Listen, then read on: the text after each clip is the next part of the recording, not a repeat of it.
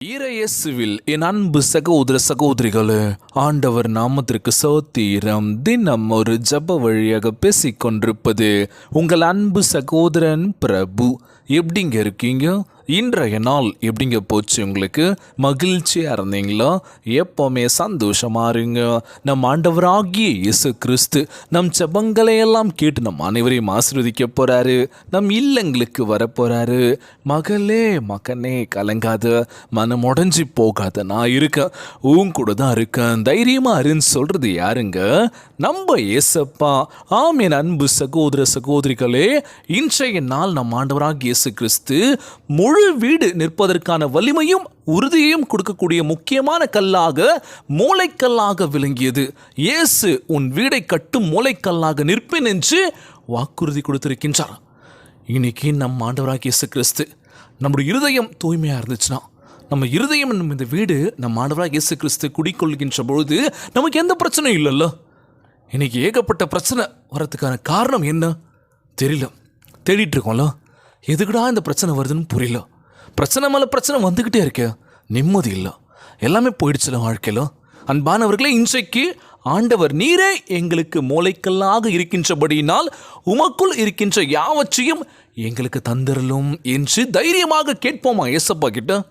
கண்டிப்பாக கேட்கலாம்ல. வேறாட்ட கேட்க முடியும், கேட்டாலும் யாரும் கொடுக்க போகிறதில்ல, யாரும் உதவி செய்ய போகிறதில்ல. எல்லாம் வாய் வார்த்தையை சொல்லிடலாம், நான் இருக்கேன், நான் பார்த்துக்கிறேன், நான் உதவி பண்ணுறேன் அப்படின்னு சொல்லிடலாம். உதவின்னு சொல்லி கேட்கும் போது ஆள் அட்ரஸே காணோம்ல. ஃபோன் பண்ணாலும் எடுக்கலை. என்னடா இது, நிறைய பேர் வாக்குறுதி கொடுத்துட்டாங்க, அந்த வாக்கை காப்பாற்ற மாட்டுறாங்களே. ஆனால் இன்றைய நாள் நம்ம ஆண்டவராகிய இயேசு கிறிஸ்து என்னை தேடி யாரும் வர்றது இல்லையே, என்னை கூப்பிடுறது இல்லையே. ஆபத்து நாளில் என்னை நோக்கி கூப்பிடு, நான் உனக்கு பதிலளிப்பேன் என்று சொல்லியிருக்காருல.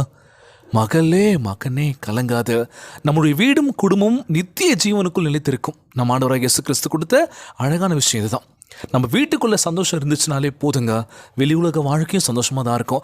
ஆனால் வீட்லேயே நிம்மதி இல்லை, பிரச்சனை மேலே பிரச்சனை, என்ன பண்ணுறதுன்னு தெரியல ஆண்டவரேன்னு சொல்லி இன்றைக்கி குழம்பி போயிருக்கோம்ல.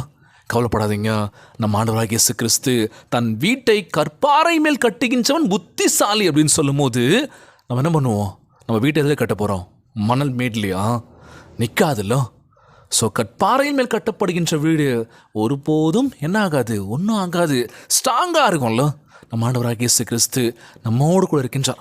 உறுதியாக இருக்கணும் அப்படின்னா நம்ம இதய கதவுகளை திறந்து வச்சுக்கணும். இதயமன் வீட்டுக்குள்ளே நம்ம ஆண்டவராகிய இயேசு கிறிஸ்து அழைக்கணும் அப்படின்னு சொல்லும் போது கூப்பிடலாமா ஏசப்பாவை? கேட்கலாமா அவர்கிட்ட? ஆண்டவரே எனக்குள்ளே வாங்கப்பா, எங்களுக்கு எவ்வளோ பிரச்சனைகள், பிரச்சனை சொல்ல முடியாத அளவுக்கு பிரச்சனைகள், வலியும் வேதனையும் ஒரு பக்கம், மனசுக்குள்ளேயே நாங்கள் அழுதுட்ருக்கோம். எங்கள் வெளியில் அழுதா யாராச்சும் ஏதாவது கேட்பாங்களோன்னு சொல்லி உள்ளுக்குள்ளேயே தனிமையில் இருக்கும்போதெல்லாம் அழுது எங்களுடைய விஷயங்கள் எங்களுக்குள்ளேயே நாங்கள் போட்டு வச்சுருக்கோம்னு சொல்லி கலங்குறீங்களா? ஆண்டவரத்தில் மனம் விட்டு பேசுங்க. இன்றைய நாள் நம்ம ஆண்டவராகிய இயேசு கிறிஸ்து நம்ம வீட்டை கற்பாறை மேல் கட்டப் போகின்றார்.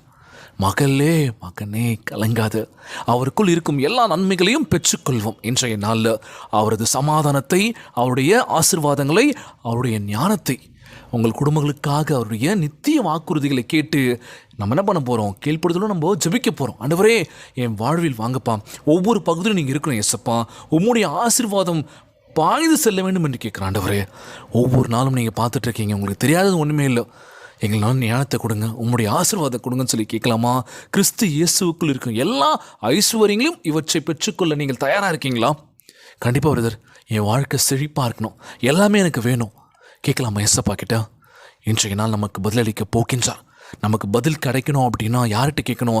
கரெக்டான ஒரு நபரை தேர்ந்தெடுத்து அவங்ககிட்ட கேட்டால் தான் அந்த பதில் கிடைக்கும். நமக்கு ஒரு சொல்யூஷன் கிடைக்கும் அப்படின்னா அவங்கள தேடி போய் தான் நம்ம கேட்போம். எல்லாருக்கிட்டுமே கேட்க மாட்டோம்ல.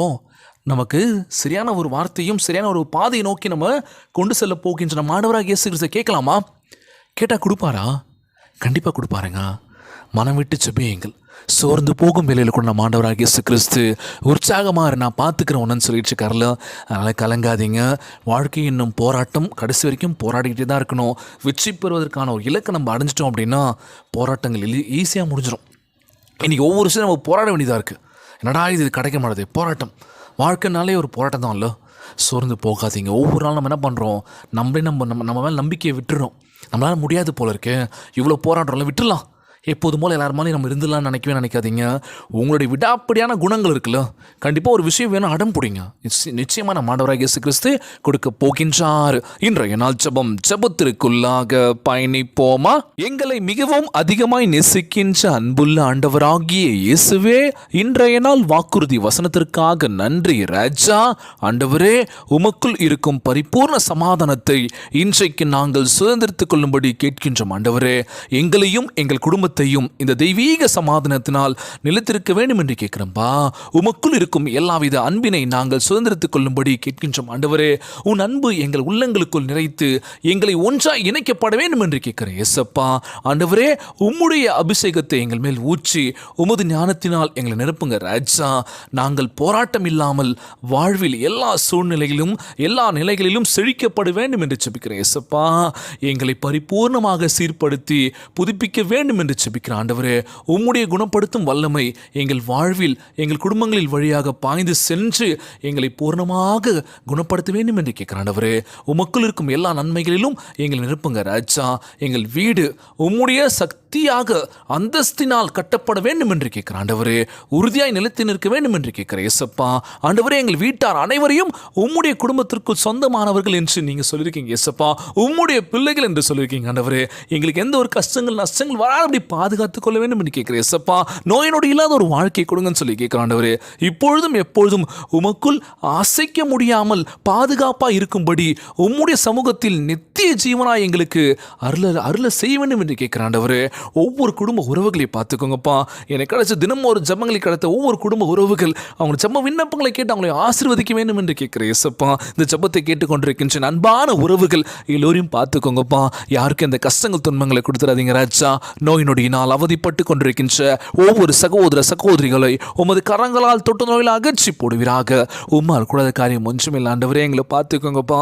எங்களுக்கு எவ்வளோ கஷ்டங்கள் கொடுப்பீங்கன்னு தெரியல. வாழ்க்கையில் சொல்ல முடியாத கஷ்டங்கள், சொல்ல முடியாத வழிகளை சுமந்துக்கிட்டு நாங்கள் இருக்கோம். ஆண்டவரே, எங்கள் வாழ்க்கையை சீர்படுத்துங்க ஏசப்பா. உம்முடைய அன்பினாலும் உம்முடைய ஆசீர்வாதத்தினாலும் எங்களை பாதுகாத்துக் கொள்ள வேண்டும் என்று கேட்கிறேன். ஏசப்பா, ஒவ்வொரு குழந்தை செல்வங்களை ஆசீர்வதிங்க.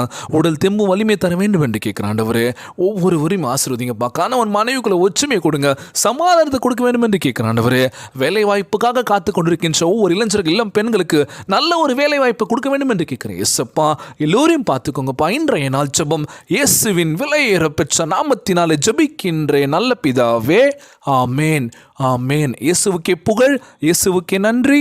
மரியே வாழ்க. God bless you all. தொடர்ந்து ஜெபியுங்கள், வேதத்தை வாசியுங்கள். ஆண்டவர் நம்மோடு கூட இருக்கின்றார். மரியே வாழ்க.